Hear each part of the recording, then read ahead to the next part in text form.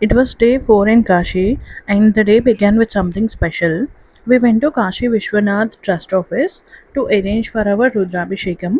This is one of the powerful rituals which are performed in Kashi. Once we have a booking copy, we have to go to the trust and we have to find a Sastri there. They will assign you a Sastri and they will also give you a locker to keep all our belongings because we should not take anything inside the temple if we are into Rudrabhishekam. There is something important, thing to know about Rudrabhishekam. If you're planning to perform Rudrabhishekam, you need to book tickets at least 10 days prior to your journey. And there is also one more thing. You'll get Rudrabhishekam tickets only online. I'll do a detailed video about how to, book any kind of tickets which are available through Kashi Trust. Once the booking is done, you need to take a printout of the booking and you have to submit in the temple office. Then they will give you a Sastri and Sastri will take you into the temple to perform the puja. If you book online, the whole system is very organized and I felt really taken care of in every moment. And for someone, if you don't know, these Rudrabhishekams are like four types. There is Rudrabhishekam with one Sastri, with five Sastris, with 11 Sastris, and there is a Maha Rudrabhishekam with 32 Sastris, which costs you around 1 lakh, I guess. That I think, I don't know how many slots are available also. That you have to contact the temple people so they can give you a clear understanding of it. I have booked an early morning slot for Rudrabhishekam, and honestly, that is the best decision. Your mind is very calm in the morning, and it all went well. And the Abhishekam is done by 6:30 a.m. After that, we will be sent into the darshan line, and this is a quicker line where you can do Panchamrit Abhishekam to the actual deity, to the Shivling. And I think this can happen only if you book Rudrabhishekam in the morning slots, because other times Swami is all decorated and all. I don't think it is possible to do Abhishekam at that time later in the day. So, the temple feels really good in the morning hours. It is better to book morning slots if possible for you, if time permits. Also, if you're trying to buy Rudraksha malas, you can actually add them while booking for your Rudrabhishekam itself. This way, it is much cheaper than buying directly from the trust, because from the trust it will cost you 250 rupees. If you buy it directly online, it is just 100 rupees. After completing all our darshans inside the Kashi Vishwanath temple, we plan to visit Kamakshi temple also today. But before that, you know what happened? I didn't even have a sip of water since I woke up really early for Rudrabhishekam, and I wanted to stay on fast until the Rudrabhishekam is done. So immediately after coming outside, we had a little breakfast with some hot kachori and curry. Also, after a little while, we also found idli there.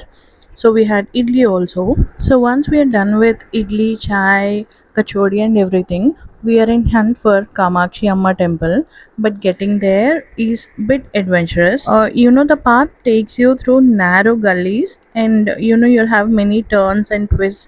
You'll get confused if you use Google Maps. We tried using Google Maps, but honestly, it's better the old school way. Just keep asking people at every turn, and everywhere you get a doubt. The locals are always helpful, and there are too many shops that people will help you everywhere. On the way to Kamakshi Amma temple, there are many other temples, because Kashi itself is having a lot of temples, and you will find a temple almost in every corner of Kashi, and every temple feels different. Every temple is so unique. You'll feel the vibe. It almost feels like every deity here is having their own little world inside the city. Everywhere we go, both me and Rajeshwar are always curious about temples and the histories and everything. So we keep asking these priests or the locals about what is the history of the temple and all. I really wanted to show you many temples, but the challenge is most of the temples do not allow cameras in Kashi, so I couldn't film. And another thing is, vlogging is very new to me, and I choose to be present in the moment than running for videos and everything. Now, I'm not explaining you the exact address of any temple here, because honestly, even if I try, it will really confuse you. The lanes are so narrow and confusing. and my video might not help that much to navigate to any place properly. Here you can see we have gone to this temple, which is Kali Mata's temple. Even here I could only take my camera until the main door, and it is not allowed inside. So I'm just sharing the temples wherever we went and whatever we saw, and what is the scope of finding the temples in Kashi, because most of these temples are located behind the main Kashi Vishwanath temple itself. You just need to keep asking the locals where to go and how to go. So once your darshan at Kashi Vishwanath is done, and if you have time for the day, there are quite a few powerful temples that you can visit nearby, in walking distance. The first one is Annapurna Devi temple, which is right outside gate 1, just a few steps away from the temple. From there, if you walk about 250 meters, you will find Kamakshi Amma's temple, and from there is also Kalaratri Amma temple, which is very near to Kamakshi Amma's temple.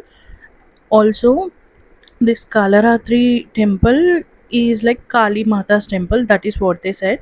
And from there, around 300 meters away is Varahi Amma's temple. Locals say, going for darshan in these specific temples is a good thing.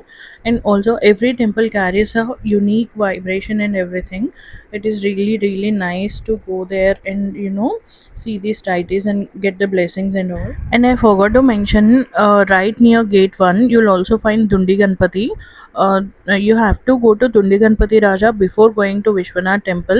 And one another temple near Dundi Ganpati temple itself is like 100 meters towards the main road. It is Sakshi Ganapati temple. Sakshi Ganapati is one of the last temple that you have to go, because he is like a Sakshi for us, that you have to go to him and say ki I came to Kashi and I have gone to Vishwanath ji.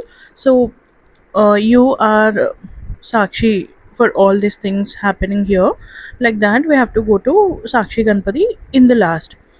And also, if you want to go to Kalabhairav temple from Vishwanath temple, it is like 1.2 kilometers away. You can just take a rickshaw or auto.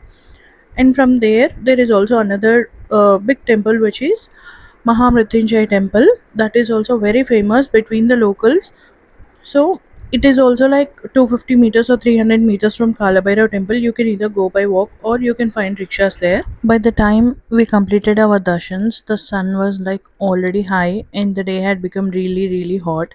Walking through those narrow gullies in the heat felt really tiring, but still every moment was worth it. And there's also one more important thing that I wanted to share. If you're planning to visit Varahi Amma temple, make sure to go early in the morning, because the temple is only open from 7 a.m. to 9 a.m.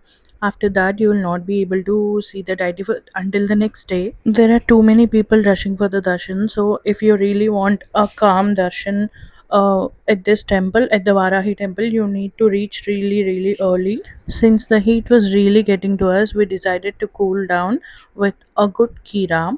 And there is a street vendor who is selling kira, so each of us ate two kiras. They're just simple, refreshing, and just what we needed at the moment. I know what you're thinking. The place doesn't look hygienic and it is not the cleanest place, but there are thousands of people every day going in and out of Kashi, so you cannot expect it to be like super clean and all. After a half day, which felt like a long day, we went back to our room, and Auntie gave us really, really good food. It was so delicious. We honestly did not expect this much heat, and it is really intense in Kashi. It was so hot that we ended up taking bath like 3 to 4 times a day, just to feel fresh and comfortable. Because of this, we had to send our clothes for laundry, and there is a good laundry service here in Kashi, which is Tumble Dry. They'll come and pick up your clothes and they'll take them. They charge 700 rupees for 8 kgs of clothes. It is like wash and iron is included in it, so if anyone wanted to give laundry like us, this is a helpful tip for you. Later in the evening, we decided to head towards the ghats to relax and unwind a little bit. Even though the days are hot in Kashi, the ghats at night are literally special.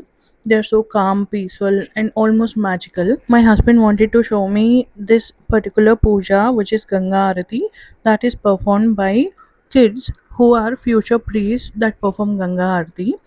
This a particular thing happens in the evening around 7:30 in Gai Ghat. So the name of the ghat is Gai Ghat, which is near Brahma Ghat and Namo Ghat. You can easily find it. You can ask the locals and you can easily find it if anyone is having time, and if you're interested to explore Kashi a little bit. This is also one more thing that you can add, because the puja is really peaceful and there are not many people like other places, like in Dashashwamedh Ghat it is very crowded, but here it is very simple and good with the children. If you're having time in Kashi and you're also like someone like us, you want to explore everywhere, this is a these are the best places to go. They're also good and peaceful. I hope this video really really helps you. So we ended our day with nice delicious food that auntie gave us, and if you really like the video, please subscribe to my channel. Bye.